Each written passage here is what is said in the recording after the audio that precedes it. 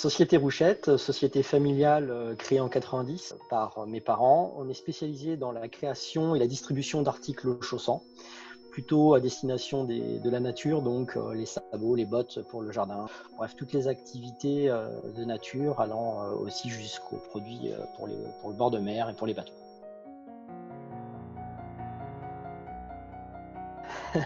En rigolant du confinement, puisque en fait on discutait du confinement avec mes collaborateurs et donc de la difficulté notamment de travailler en télétravail avec les enfants en bas âge à occuper.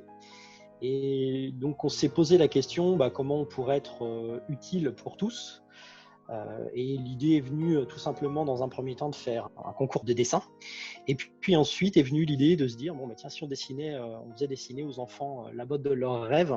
Et l'idée du coup c'était de se dire le grand gagnant il aura la possibilité, l'idée c'est clairement en fait de développer la botte en série limitée mais en volume pour que derrière elle puisse être commercialisée et une partie des bénéfices sera reversée à l'association.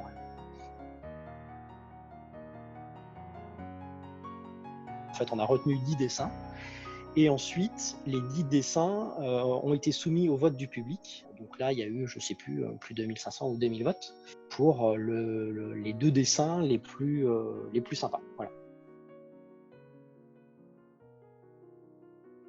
Alors, il y a plein de raisons. La première, c'est qu'on était déjà engagé un petit peu avec Rêve. On faisait de la donation lorsqu'il y avait des activités ou des manifestations localement. Il y a une section hyper dynamique dans le Maine-et-Loire. Et puis aussi parce que mon père fait partie de l'association, donc je connais un petit peu de l'intérieur l'association et forcément, lorsqu'on en sait un peu plus sur tout ce qui s'y passe, ça touche.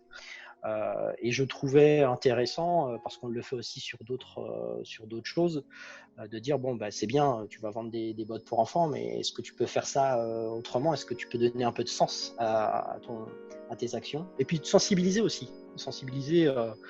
C'est-à-dire qu'on parle tous aujourd'hui du Covid, mais il n'y a pas que le Covid.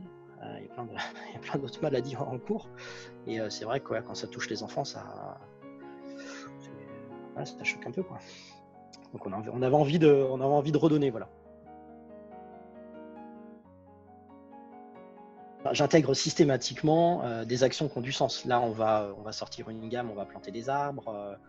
Voilà, désormais, chaque action qu'on mène, elle doit être liée à une action, soit de sensibilisation, soit de financement.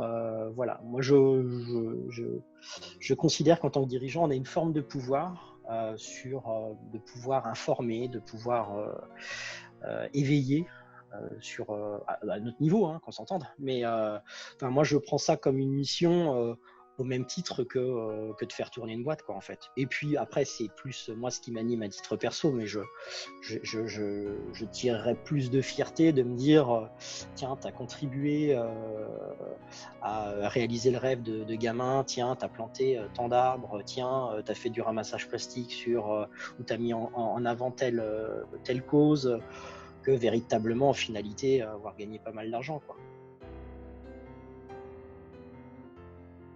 Je l'imaginais pas, mais c'est vrai que quand on a reçu des dessins avec les petites histoires qui étaient racontées, c'était hyper touchant.